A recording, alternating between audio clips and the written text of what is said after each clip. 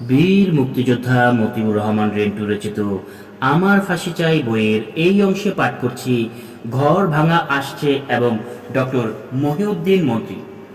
1996 সালের রমজান মাস, প্রধানমন্ত্রী শেখ হাসিনার সরকারি বাসভবন গণভবনে দেশের মান্যবর ব্যক্তি, সরকারি কর্মকর্তা, রাজনীতিবিদ, বিদেশি দূতাবাসের লোকজনদের ইফতার পার্টি। গণভবনের ভেতরের বিশাল মাঠে বিশাল প্যান্ডেল, বিশাল আয়োজন। অধিকাংশ অতিথি এসে গেছে। এমন সময় ডক্টর কামাল হোসেন তার 2-3 জন সাথী নিয়ে পশ্চিম দিক থেকে প্যান্ডেলের দিকে এগিয়ে আসছেন।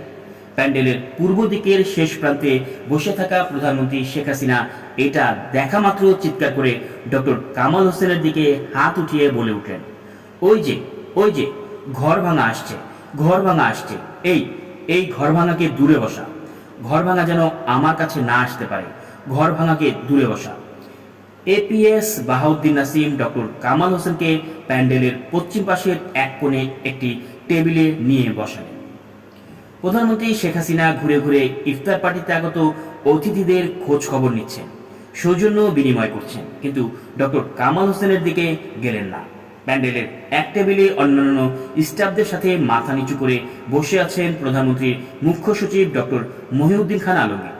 প্রধানমন্ত্রী শেখ হাসিনা যখন এদিকে এলেন, ডক্টর মহিউদ্দিন খান আলমগীর খাওয়া ছেড়ে চেয়ার থেকে উঠে দাঁড়িয়ে পড়লেন এবং এমনভাবে প্রধানমন্ত্রী শেখ হাসিনাকে সালাম দিলেন যে এটা সালাম না, পায়ে হাত দিয়ে কদমবুচি, একেবারে ধারে কাছের লোক ছাড়া অন্য কেউ তা বুঝতে পারল না। ইফতার পার্টির অনুষ্ঠান শেষে গণভবনের নিচতলার 5 নম্বর ড্রয়িং রুমে বসে প্রধানমন্ত্রী শেখ হাসিনা ইফতার পার্টিতে আসা তার কয়েকজন আত্মীয়ের সাথে আলাপ করতে গিয়ে বললেন, ডক্টর মহিউদ্দিন খান আলমগীরকে মন্ত্রী বানাতে হবে। মোটরসাইকেল আরোহী বলল, মহিউদ্দিন খান আলমগীরকে মন্ত্রী বানাবেন কি জন্য? প্রধানমন্ত্রী শেখ হাসিনা বললেন, আমার ক্ষমতায় আসার পেছনে মহিউদ্দিন খান আলমগীর অনেক অবদান রেখেছে। মোটরসাইকেল আরোহী বলল, ডক্টর মহিউদ্দিন খান আলমগীর রাজদ্রোহী। মাত্র কিছুদিন আগে সরকারের একজন কর্মকর্তা হয়েও মহিউদ্দিন খান আলমগীর সরকারের বিরুদ্ধে বিদ্রোহ করেছে। তাকে মন্ত্রী করলে তা সরকারের বিরুদ্ধে বিদ্রোহের পুরস্কার হিসেবে পরিগণিত হবে এবং এটা সরকারের বিরুদ্ধে বিদ্রোহের পুরস্কারের উদাহরণ হয়ে থাকবে। আপনার সরকারের অনেক সরকারি কর্মকর্তা আছে যারা আপনাকে পছন্দ করে না। সরকারের বিরুদ্ধে বিদ্রোহের পুরস্কারের এই উদাহরণ হয়ে থাকলে সুযোগ পেলেই তারাও আপনার সরকারের সাথে বিদ্রোহ করবে। মহিউদ্দিন খান আলমগীরকে মন্ত্রী করার আগে এই বিষয়টি খেয়ালে রাখতে হবে। আপনি যদি সত্যি মনে করেন আপনার ক্ষমতায় আসার পিছনে মহিউদ্দিন খান আলমগীরের অবদান আছে, তাহলে আপনি তাকে পুরস্কৃত করবেন। তাহলে আগে তাকে চাকরি থেকে অবসর দিয়ে আপনার উপদেষ্টা করেন। সরাসরি মন্ত্রী না করে মন্ত্রীর পদমর্যাদা দেন।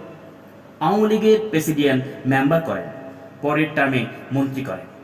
প্রধানমন্ত্রী শেখ হাসিনা বললেন, আচ্ছা রেড্ডু, তুমি কি আমার সরকারি কাজে কর্মে বাধা দিতেই থাকবা, না আমাকে কাজ করতে দিবা? না নেত্রী, আমি আপনাকে বাধা দিতে যাব কেন? তাহলে তুমি এত কথা বলছো কেন? আপনি বললেন তাই বললাম। এখানে তো আরো অনেকেই আছে, কই কেউ তো তোমার মতো বাধা দিচ্ছে না। তুমি এত কথা বলছো কেন? আগে থেকেই বলে এসেছি, পুরনো অভ্যাস, তাই বলি। আগে বলেছ তখন আমি শেখ হাসিনা ছিলাম, এখন আমি প্রধানমন্ত্রী। যতদিন আমি আমার সাথে আছি ভালো মন্দ বলে যাব। শোনা না শোনা, করা না করা আপনার ব্যাপার। এখনো প্রধানমন্ত্রীর ক্ষমতা তো দেখো নাই, দেখবা। এই কথা বলে প্রধানমন্ত্রী শেখ হাসিনা দোতলায় চলে গেলেন। সরকারদ্রোহী ডক্টর মহিউদ্দিন খান আলমগীর মন্ত্রী হলেন।